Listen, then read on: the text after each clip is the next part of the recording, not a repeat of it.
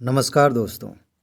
कल हमने उन संभावनाओं की बात की थी जिनके आधार पर कह सकते हैं कि यूपीएससी प्रीलिम्स पोस्टपोन हो सकता है, और अगर कुछ दिनों तक और ऐसी स्थितियां रहीं तो निश्चित रूप से हो सकता है। लेकिन आज की वीडियो में मैं उससे भी ज़्यादा महत्वपूर्ण बात बताने जा रहा हूं, क्योंकि एक बात आपको पता होनी चाहिए, एग्ज़ाम चाहे निर्धारित तिथि पर हो या फिर आगे चलकर हो, सिलेक्शन उन्हीं का होगा जिन्होंने पढ़ाई की होगी। आज की वीडियो की सबसे खास बात यह है कि आप 3 बातें जानेंगे। सबसे पहली बात तो ये कि इस युद्ध वाली स्थिति की वजह से यूपीएससी के लिए कौन कौन से टॉपिक्स बहुत ज़्यादा महत्वपूर्ण हो गए हैं, ये तो पहली बात है। दूसरी बात, आप इन्हीं चीज़ों के बहाने जानेंगे कि एक सीरियस एस्पिरेंट को कैसे सोचना चाहिए किसी भी महत्वपूर्ण मुद्दे को लेकर। और तीसरी बात आपको समझ में आएगी कि ये जो 3 सालों से मैं लगातार सबूत दिखा रहा हूँ कि बस थोड़े से टॉपिक पढ़िए, यहीं से प्रश्न पूछ लिए जा रहे हैं कट ऑफ से ज़्यादा, वो कैसे होता है, कैसे मैं टॉपिक्स को सेलेक्ट करता हूँ। चलिए एक एक करके बात करते हैं, ज़्यादा समय नहीं लेंगे। अगर आपने ध्यान दिया है, इस पूरे सिनेरियो को देखा है अच्छे से, तो आप आसानी से समझ जाएंगे कि बात कहाँ से शुरू हुई है। मतलब ये युद्ध वाली स्थिति बनी, उसकी शुरुआत हुई सिंधु जल संधि जो है उसे रद्द करने की बात भारत ने की थी, पानी रोकने की बात की थी। अभी हाल ही में मेरे ख्याल से 2023 में शायद यूपीएससी ने पूछा था सिंधु नदी से संबंधित, उसकी सहायक नदियों से संबंधित। थोड़ा सा आगे पीछे हो जाता है लेकिन हाल ही में पूछा गया था। इसके पहले भी यहाँ से प्रश्न पूछे गए हैं, इस पर जो डैम बनाए गए हैं नदियों पर, सहायक नदियाँ हैं, उनकी जो स्थितियाँ हैं, दर्रे हैं, यहाँ से प्रश्न पूछे जाते रहे हैं। अब चूँकि मुख्य रूप से यह संधि चर्चा में है, यह नोट में भी दिया गया है, आपको एक बार पढ़ लीजिएगा, तो क्या आपको नहीं लगता कि यहाँ से प्रश्न पूछा जाएगा? एक यूपीएससी एस्पिरेंट इन चीज़ों को खोज लेता है आसानी से कि इस बार यहाँ से क्वेश्चन पूछा जाएगा। जो सामान्य इंसान है वो युद्ध को ऐसे ही देखेगा कि किसने कहाँ पे बम फोड़ दिया, हमने कितना नुकसान पहुँचाया, उन्होंने कैसे फायरिंग की, और इस तरह की बातें जो चल रही हैं। लेकिन तैयारी करने वाले व्यक्ति की निगाहों में वो टॉपिक्स भी आ जाएंगे जो एग्ज़ाम के नज़रिए से महत्वपूर्ण है। और सिंधु जल संधि उसी तरह का टॉपिक है, आपको अच्छे से पता होना चाहिए इसके बारे में सब कुछ। विश्व बैंक के बारे में थोड़ा सा आप जानेंगे इसी बहाने कि मध्यस्थता किसने की थी, कब हुआ था, किस नदी के कितने पानी को हम अपने पास रखेंगे, कितना पानी पाकिस्तान के पास जाएगा, ये सारी बातें आपको पता होनी चाहिए। आप भी यहीं पर हैं, मैं भी यहीं पर हूँ। अभी जब एग्ज़ाम होगा, देखिए अगर एग्ज़ाम पोस्टपोन होता है तब तो पक्का यहाँ से अगर दोबारा क्वेश्चन सेट किया गया तो दोबारा यहाँ से क्वेश्चन पूछा जाएगा। अगर नहीं होता है तो अगले एग्ज़ाम के लिए मान के चलिए कि लोडेड है, पूछा जाएगा। हो सकता है कि मुख्य परीक्षा में ही पूछ लिया जाए, इसी 2025 की मुख्य परीक्षा में पूछ लिया जाए। हर तरह से ये महत्वपूर्ण है, और अगर आपने प्रीलिम्स निकाल लिया, मेंस निकाल लिया, तो इंटरव्यू में पूछा जा सकता है। इसे किसी भी हालत में नहीं छोड़ना है, ध्यान रखिए। इसके बाद आपने सुना इसके बारे में, S-400 के बारे में। यूपीएससी ने पहले भी इस पे क्वेश्चन पूछा था, और जब से अमेरिका रोक लगा रहा था कि मत खरीदिए, हमने कहा कि भाई हमें ज़रूरत है, हम खरीदेंगे। तो S-400 के बारे में पहले से भी चर्चाएं हो रही थी। अभी इसी की वजह से, अगर आपने विजुअल्स देखे होंगे, वीडियो देखी होगी कि कैसे पाकिस्तान ने हमला किया, फिर S-400 से हमने उसे हवा में मार गिराया, शायद देखा होगा।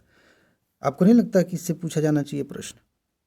और ख़ास तौर से तब जब यूपीएससी ने पहले ही इस पर क्वेश्चन पूछा है एक बार। तो आपको पता होना चाहिए इसके बारे में, S-400 सिस्टम के बारे में कि यह क्या है, इसकी क्या क्या विशेषताएं हैं, ये सब कुछ आपको पता होना चाहिए। ये प्रीलिम्स के नज़रिए से ज़्यादा महत्वपूर्ण है। बाकी एक बात और है इसी से संबंधित, अभी आगे बताता हूँ। फिलहाल यहाँ देखिए, राफेल के बारे में बहुत चर्चा हो रही थी बहुत पहले से। अभी इसी दौरान इसकी भी खूब चर्चा हो रही थी।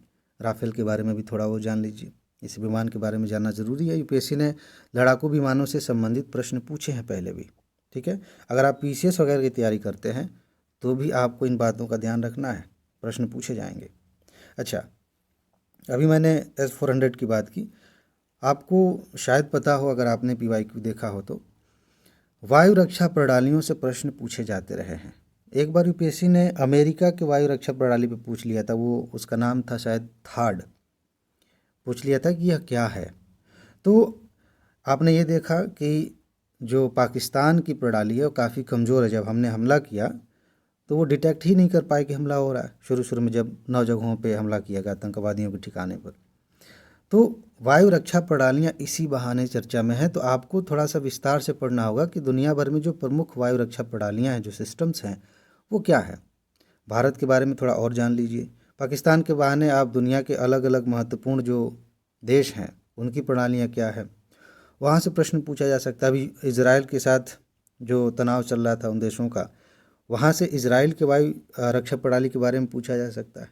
तो कैसे कैसे कनेक्शंस बनते हैं, ये अगर आप नहीं देख पाते हैं तो समझिए कि अभी आप उस लेवल पर नहीं सोच पा रहे हैं जैसा सोचा जाना चाहिए। ठीक है, फिलहाल मैंने आपको हिंट दे दिया, इस पर आप ध्यान दे सकते हैं। इसके अलावा सामान्य तौर पर हम पढ़ते ही रहते हैं विदेश संबंधों के बारे में। जब पढ़ते हैं मुख्य परीक्षा के लिए, ये मेंस के लिए इम्पॉर्टेंट है। भारत पाकिस्तान संबंधों पे आप एक बार दोबारा से पढ़िए अपने टॉपिक्स को, किताबें खोलिए और इसका इतिहास एक बार समझ लीजिए। जब से आज़ादी मिली, देश अलग हुए, उस समय से लेकर अब तक का जो घटनाक्रम रहा है उसके आधार पर संबंध कैसे रहे हैं और आगे क्या हो सकता है, इसके बारे में आपके पास एक आइडिया होना चाहिए। आपके पास अपना खुद का कंक्लूजन होना चाहिए, कहीं किताबी कॉपी पेस्ट वाला नहीं। आपकी क्या राय है, क्योंकि ऐसे क्वेश्चंस मेंस में और इंटरव्यू में पूछे जाते हैं, इसका ध्यान रखना है। और बहुत ही ज़्यादा अति नहीं करना कि पाकिस्तान को जो है हम गले लगा के चलें तो ही सब बढ़िया है, या फिर बिल्कुल दुश्मनी कर लें, एकदम ख़त्म कर दें। भाई आप प्रशासक बनने जा रहे हैं, हो सकता है कि आप विदेश सचिव बने, हो सकता है कि आप जो है आगे चलकर वहीं राजदूत बन के चले जाएं। तो ऐसी सोच खतरनाक होती है अपने देश के लिए, प्रशासन के लिए। आपको बीच का रास्ता निकालना होता है।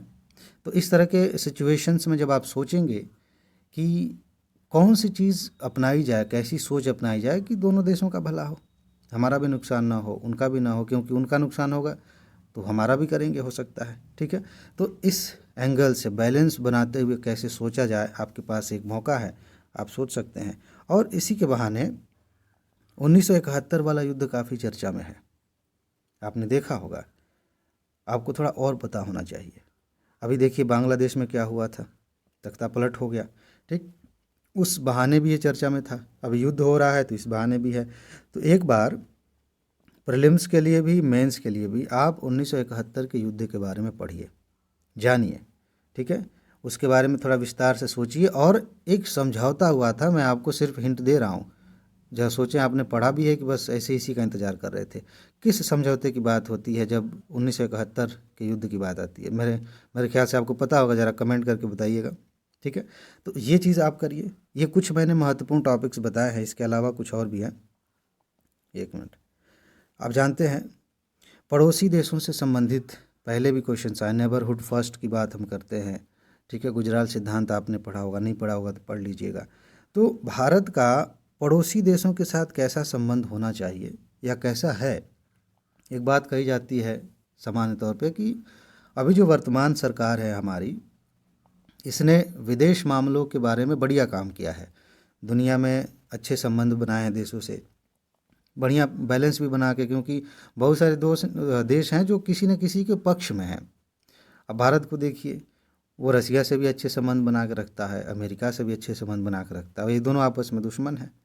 तो विदेश संबंधों के मामले में भारत ने बढ़िया काम किया। बस एक दिक्कत ये है कि हम अपने पड़ोसियों से जो संबंध है उसको थोड़ा सा संभालने में कमज़ोर हुए हैं।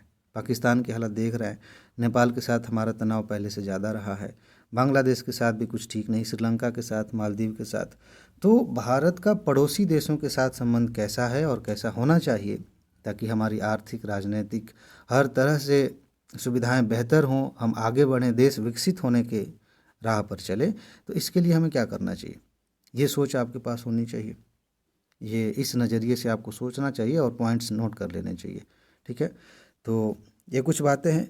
अगर आप गंभीरता से तैयारी कर रहे हैं तो, और चैनल से जुड़े हैं, तो आप जानते हैं कि हम एक सीरीज़ चला रहे हैं इसी चैनल पर, प्लेलिस्ट बनी हुई है उसकी, जिसमें समझ रहे हैं कि कौन कौन सी ट्रिक्स कहाँ पर काम आती है। क्योंकि मैं बार बार कह रहा हूँ कि जो पढ़ाई किया है आपने, उसके आधार पर मुश्किल से 25 से 30 प्रश्न आप हल कर पाएंगे। नहीं समझ में आ रहा है तो किसी ने कभी प्रीलिम्स क्वालिफाई किया होगा तो उनसे जाकर पूछिएगा। डायरेक्ट आप इतने ही क्वेश्चंस हल कर पाते हैं। इसके बाद, मैं डरा नहीं रहा हूँ, फिर से बता रहा हूँ, ये समझने वाली बात है। इसके बाद जो आपने पढ़ा है वो तो काम आएगा ही, लेकिन डायरेक्ट काम नहीं आएगा। आपको कॉमन सेंस, ट्रिक्स, यूपीएससी के पैटर्न की समझ, इन सारी चीज़ों का इस्तेमाल करते हुए आगे बढ़ना है, तब जाके आप 50 से ऊपर जाते हैं और बढ़िया स्कोर करते हैं, ताकि आप कट ऑफ से ऊपर जाके प्रीलिम्स क्वालिफाई कर सकें। ठीक है, तो ये चीज़ आप करने के लिए आपको कुछ नहीं करना है, सीधे चैनल को सब्सक्राइब करना है। और मैं इस प्लेलिस्ट का जो है लिंक डिस्क्रिप्शन में या कमेंट में दे देता हूँ, जाकर अच्छे से देख लीजिए। अभी इस सीरीज़ की वीडियोज़ और आ रही हैं। एक चीज़ और है आपके लिए बहुत ही खूबसूरत, वो ये है कि टॉप 300 की सीरीज़ चल रही है। पिछले 3 सालों से कट ऑफ से ज़्यादा क्वेश्चंस यहीं से आ रहे हैं, उसकी भी प्लेलिस्ट बनी हुई है। एग्ज़ाम अगर टल जाएगा तो इसकी मैराथन वीडियोज़ और आएंगी। ठीक है, तो आप इसे कंटिन्यू कर सकते हैं, इसे देख सकते हैं। बाकी इसकी PDF नोट्स दी जाती हैं, तो आप जानते हैं। मैं मोबाइल नंबर और मोबाइल ऐप का लिंक जो है दे देता हूँ नीचे, व्हाट्सएप नंबर दूंगा, तो उसके माध्यम से आप जानकारी ले सकते हैं, नोट्स ले सकते हैं। ठीक है, तो ये कुछ ज़रूरी बातें थी। मेरे ख्याल से आपको इससे कुछ नया समझ में आया होगा, आपकी सोच में विस्तार हुआ होगा। इसी तरह की और भी चीज़ें यहाँ पर आती रहती हैं, आपको उसका लाभ मिलता रहेगा। एक चीज़ है जो आपको अपने लेवल पर ध्यान रखना है, और ये है कि अपना ख्याल रखिए, खुश रहिए, मस्त रहिए, मुस्कुराते रहिए, जल्दी से सफल होइए और ज़िंदगी को एंजॉय कीजिए। आगे मिलते हैं। नमस्कार।